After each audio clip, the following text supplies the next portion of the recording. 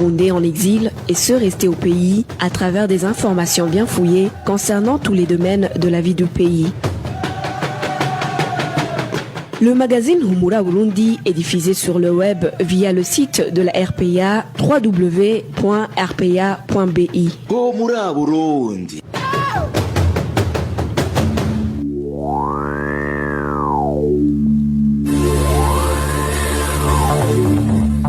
À la présentation, Josiane Mouzaneza. Ingénieur Egido Mgemero est à la prise d'image et Steve Niyungeko assure la mise en onde. Bonsoir amis fidèles de la RPA, bienvenue au magazine Humura Burundi de ce lundi 23 novembre 2020, dont voici les principales articulations. Le numéro 1 burundais serait-il décidé à en découdre avec tous les corrompus et malversateurs? Certaines gens répondent par la négative et parlent plutôt de discours propagandistes. Les habitants de la zone Emudzinda, commune Rugazi de la province Bubanza, sont inquiétés par les chiens errants qui se remarquent ces derniers jours. Vous le suivrez dans ce magazine. Dans ce magazine, nous vous parlerons également de la reprise des activités scolaires au lycée Espoir situé au camp d'Onduta. Voilà pour le sommaire. Dans quelques poussières de secondes, le développement de ces titres.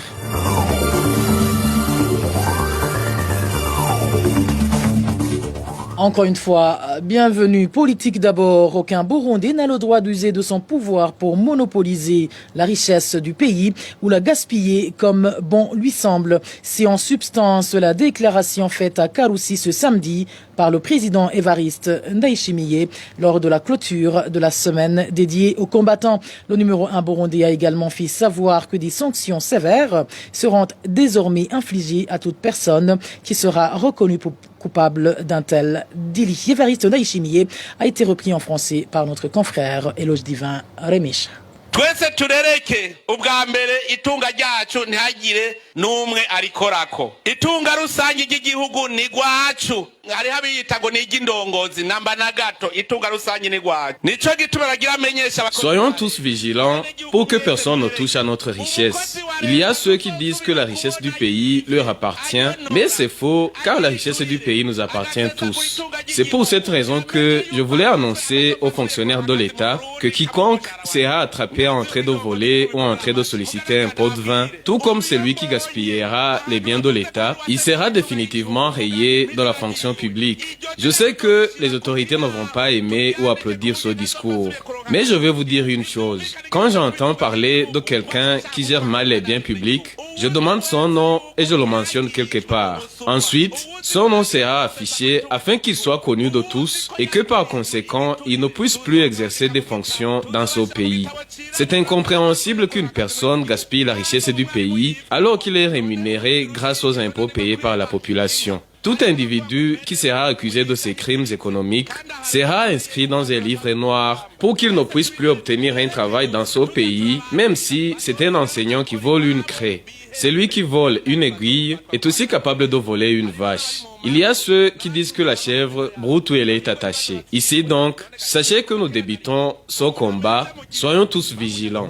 Surveillez-le et inscrivons-le. Ils vont être remerciés et renvoyés chez eux. Je sais qu'on va les attraper car ils ont pris cette manie de faire impunément ce qu'ils veulent. Actuellement, il y a des présumés coupables et j'ai demandé qu'on me donne leur nom. Je prie pour qu'ils ne soient pas condamnés car ils pourront le regretter. D'ailleurs, depuis belle lurette, un traître était spolié de tous ses biens. Il fut un temps où on le contraignait à l'exil car il n'était plus digne d'être appelé fils ou fille du pays. Pour ce, je vous assure que c'est lui qui sera accusé d'avoir volé la richesse du pays, sera spolié de tous ses biens afin que l'argent volé retourne dans les caisses de l'État. Cela pourrait décourager ceux qui ont pris l'habitude de voler pour après jouir de leur butin une fois leur peine purgée. Vous avez l'obligation de rendre ce qui appartient à la population. Comment peut-on espérer atteindre le développement avec un tel comportement? Vous savez que j'ai accepté d'être votre serviteur. Celui qui trahira le peuple burundais ne sera pas mon compagnon. Je le mettrai à l'écart.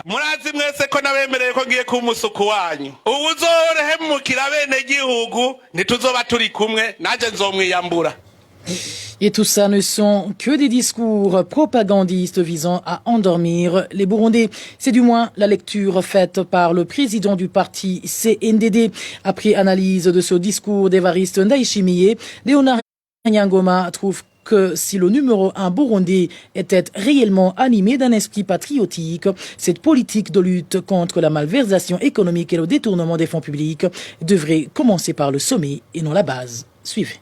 J'ai écouté le discours de M. Évariste Ndayishimiye à l'occasion de la clôture de la semaine du combattant. En substance, il a déclaré une lutte implacable sans merci contre la corruption. Alors, est-ce qu'il est capable de s'attaquer à ce défi, faire arrêter et incarcérer les généraux corrompus du régime? Je me souviendrai aussi que Évariste, à la clôture d'un meeting religieux en Ngozi, c'était juste après la formation de son gouvernement, il a exigé à chaque fonctionnaire et surtout membre des institutions qu'il présente les dossiers de leurs avoirs à la Cour suprême. Quelques temps après, il s'est rétracté. Il disait que cela ne devrait pas se faire parce que les richesses de chacun, c'est une affaire personnelle qu'il doit garder discrètement. Il veut dire que tous ces généraux et d'autres qui ont amassé des richesses colossales que nous voyons, ça c'est l'argent du contribuable. On est habitué à ce genre de discours. Ce n'est pas la première fois. Vous vous rappellerez, le Burundi est classé parmi les 5 pays les plus corrompus du monde. Ce que je pourrais donner comme conseil à Évariste, je suis presque certain qu'il ne va pas y arriver. S'il veut combattre la corruption, il devrait d'abord s'attaquer aux gros poissons qui, pour la plupart, sont ses principaux collaborateurs dans le gouvernement en place, qui ont ramassé, pillé les richesses de l'État. Si une fois il commence par la tête, je crois que à la base, la corruption va s'éteindre de soi-même et rapidement. Le discours d'Évariste, c'est juste un somnifère pour endormir nos citoyens, endormir les Burundais. Et de son côté, l'Olicom salue cette décision du président Évariste Ndayishimiye, interpellant au Burundi à dénoncer toute personne qui vole les biens de l'État. Néanmoins, Gabriel Rufyiri demande que cet appel soit mis en application et espère que cette fois-ci, les autorités habilitées vont joindre la parole aux actes, et cela sans distinction aucune. Gabriel Rufyiri, il est le président de l'Olicom. Il a dit que toute personne, tout fonctionnaire, tout cadre de l'État qui sera attrapé en train de détourner, de voler la chose publique sera mis sur la liste noire. Là aussi, aux yeux de l'Olicom, c'est bon. Il faut que les corrompus soient sanctionnés à la hauteur de leurs actes. Pour l'Olicom, les lois sont claires, à commencer par la Convention des Nations Unies contre la corruption et bien d'autres lois qui en découlent, mais aussi la Constitution de la République du Burundi, la loi de lutte contre la corruption. Donc, des infractions comme l'enrichissement illicite, le branchement d'argent, abus des biens sociaux, la gestion frauduleuse, le détournement, la corruption active, la corruption passive, donc toutes sortes d'infractions de détournement des fonds publics et les manœuvres de dissimuler ces infractions, la loi vraiment écrit là-dessus. Mais là où le bas blesse, c'est que au niveau de l'Olicom, nous voyons que dans la plupart des cas, les discours qui sont prononcés ne sont pas suivis par des actes, par des actions concrètes. C'est ça, là où nous voyons qu'il y a un grand problème. Souvenez-vous d'un message qui a été prononcé le 23 août 2020, où le président de la République avait recommandé que quand il y a des semaines, tous les serviteurs publics devaient faire la déclaration de leur patrimoine. Vous savez que la loi exige seulement 2 semaines après de rentrer en fonction. Mais jusqu'aujourd'hui, les fonctionnaires de l'État n'ont pas encore fait cela. Donc pour nous, il faut que les discours soient accompagnés par des actes concrets. Vous le savez, pour que une personne soit vraiment respectée dans ses discours, il faut qu'il y ait harmonie entre la pensée, la parole et l'action. Gabriel Ouftili, président de l'OLICOM. Et malgré tous ces discours, il est évident que les malversations deviennent de plus en plus monnaie courante au Burundi. L'exemple le plus récent est celui de l'hôpital Fota, où le personnel dénonce la mauvaise gestion des responsables de cet établissement sanitaire. En effet, la direction du dit hôpital est accusée de détournement de fonds. Le cas illustratif donné par ce personnel est celui de l'achat d'un frigo qui n'a fonctionné que quelques jours seulement, alors qu'il était censé être neuf. Le point avec Innocent Valentin Singilanga. Ce frigo en question date d'une année. Certains infirmiers de cet hôpital qui se sont confiés à la RPA révèlent que son achat a été des plus frauduleux. Ils font également savoir que même la facture présentée par le directeur du dit établissement ne reflète pas la réalité.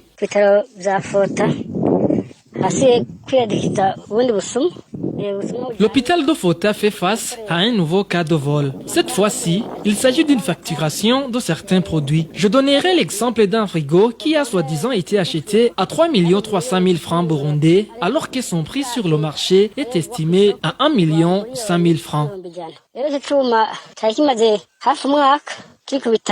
À part que le réfrigérateur en question n'a pas fait long feu, les infirmiers du dit hôpital disent qu'ils ne remplissaient même pas les conditions exigées, d'où son boycott par le personnel.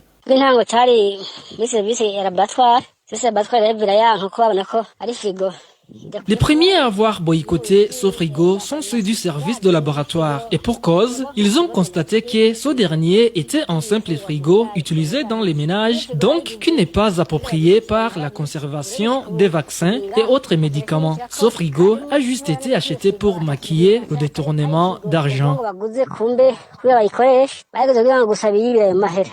Le personnel de l'hôpital de Fota demande au directeur de retourner ce réfrigérateur et de leur acheter un autre appareil neuf et approprié car, selon eux, le réfrigérateur utilisé dans le domaine de la santé doit porter des spécifications approuvées par l'OMS avec des modèles bien définis. Nous avons tenté de joindre Ezekiel Nzouansaba, directeur de l'hôpital Fota, pour de plus amples éclaircissements, mais son téléphone sonnait sans que personne ne décroche. Dans l'entretemps, les conséquences causées par la panne de ce frigo sont déjà remarquables. Nous y reviendrons dans nos éditions ultérieures.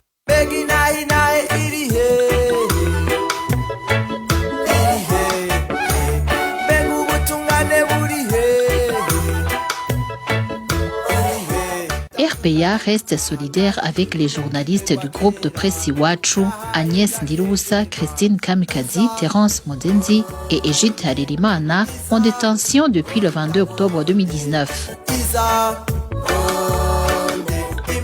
Ils ne sont victimes que de leur métier de journaliste.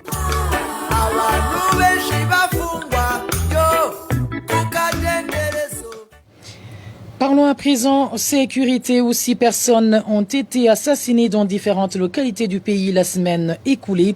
Toutes ces victimes ont été retrouvées mortes. Le bilan hebdomadaire de la sécurité avec Emmanuel Daishimi. Encore d'une femme non identifiée a été découverte vendredi dernier dans un ruisseau séparant les collines Rutegama et Mugutu dans la commune et province Gitega. Les sources sur place indiquent que la victime aurait été tuée ailleurs puis jetée dans cet endroit tandis que les administratifs collinaires disent qu'elle se serait suicidée. Le même jour, un certain Jean Misago, âgé de 44 ans, a été retrouvé mort si la colline Rushasha, commune Gashoho, province Muyinga. Nos sources à Gashoho indiquent que le flou plane autour de cet assassinat. Certains disent que la victime aurait été tuée, d'autres qu'elle se serait suicidée. Au nord-ouest du pays, et plus précisément au chef-lieu de la province Chibitoke, un jeune homme prénommé Sogea a été retrouvé mort si la colline Rusiga le même vendredi. Des sources sur place indiquent que la victime a été étranglée par des personnes non identifiées. En mairie de Bujumbura, Bujumbura. Encore sans vie d'un homme non identifié a été retrouvé jeudi dernier au quartier Gatoki, zone Rohero, non loin de la rivière Muha. La police a indiqué que des enquêtes étaient en cours. Toujours à mairie de Bujumbura et le même jour, un homme et son épouse ont été retrouvés morts au quartier Gisandema en zone Gihosha. Le mari était suspendu sur une corde tandis que la femme a été tuée égorgée. La police a également indiqué que les enquêtes étaient en cours. Emmanuel Ndaishimi, je vous le disais en titre, des chiens errants se font remarquer dans la zone Muzinda de la commune Rugazi en province Bubanza. Depuis près d'un mois, des petits bétails qui croisent leur chemin en ont déjà fait les frais. Les habitants de la zone Muzinda alertent car ils craignent d'être mordus par ces chiens d'un moment à l'autre, surtout que ceux-ci ne sont pas vaccinés. Les détails avec Clovis Nyonzima. Ces chiens errants se sont manifestés pour la première fois dans le secteur de Manégué. Selon notre source à Muzinda, ces chiens se déplacent en groupe de 5 ou plus et quand ils arrivent à un endroit où est attachée une chèvre, ils le dévorent. Jusqu'à présent, ils en ont déjà pris 5 au total dans le secteur de Manégué. Au cours de ces derniers jours, poursuit notre source, les autorités administratives ont demandé à la population des localités où se font remarquer ces chiens de les traquer. Après que cette chasse ait commencé, ces chiens errants ont quitté le marché de vaches de Lugazi où se trouve également un abattoir vers les forêts avoisinant le camp de Muzinda. Pour le moment, ces chiens se remarquent sur les collines Kirengane et Butavuka. Dans une période d'une semaine, ces chiens ont déjà dévoré 11 chèvres dans cette localité. Les habitants de ces collines indiquent qu'ils ne savent pas la provenance de ces chiens et craignent qu'ils puissent eux-mêmes être attaqués, surtout que ces chiens ne sont même pas vaccinés. Contacté à ce propos, Isaac Nyandwi, administrateur de la commune Rugazi, nous a dit qu'il était en réunion, mais a promis de s'exprimer ultérieurement. Merci à toi, Clovis Nyonzima. Et hors de nos frontières pour clore notre magazine, l'on parle de la reprise des activités scolaires au lycée Espoir situé au camp d'Onduta en République unie de Tanzanie. Les enseignants ont interrompu ce lundi leur mouvement de grève entamé vendredi dernier. Néanmoins, ces enseignants ont donné 2 semaines aux responsables de l'ONG IRC chargé de l'éducation dans ce camp pour résoudre leurs problèmes. Le point avec Vicky Chris Nineretse. Les enseignants de l'école secondaire Espoir, située au camp d'Onduta, qui était en grève, sont réunis le matin de ce lundi avec les représentants de l'organisation IRC qui appuie dans le domaine de l'éducation dans ce camp. Au cours de cette réunion, les représentants de l'IRC ont demandé à ces enseignants de reprendre leurs activités en attendant que leurs problèmes soient résolus. Les responsables de l'IRC nous ont signifié qu'ils sont au courant des problèmes auxquels font face les enseignants dans ce camp. Ils nous ont toutefois rappelé que nous travaillons dans un contexte difficile. Ils nous ont également dit qu'il est donc difficile que nous soyons satisfaits vu les conditions dans lesquelles nous travaillons. Ils nous ont demandé de patienter et de retourner au travail en attendant la réponse car ces élèves sont comme nos enfants et que donc nous avons l'obligation de les éduquer. Ces enseignants de l'école Espoir ont finalement accepté de se remettre au travail en attendant l'issue de la réunion des responsables de l'IRC. Nous nous sommes convenus avec d'autres enseignants de se retourner au travail. Nous allons dispenser les cours pendant 2 semaines en attendant la réponse des responsables de l'IRC qui comptent bientôt se réunir. Donc, la grève est suspendue dès aujourd'hui. Nous allons nous réunir après cette période fixée pour prendre une autre décision. Il est prévu que les élèves de l'école secondaire Espoir reprennent les cours dès ce mardi après leur suspension vendredi dernier. Merci à toi, Vicky Chris Nineretse. Et c'est sur ce reportage que nous mettons un point final au magazine Humura Burundi de ce lundi 23 septembre 2020. Merci à vous tous qui nous avez tenu compagnie. Merci à toute l'équipe rédactionnelle qui m'a aidé à collecter toutes ces informations. Sans oublier l'équipe technique, à savoir ingénieur Régis Domgemero qui était à la prise d'image et Emestive Niungeko qui a assuré la mise en onde de ce magazine. À la présentation, vous étiez avec Josiane Muzaneza. Excellente soirée chez vous.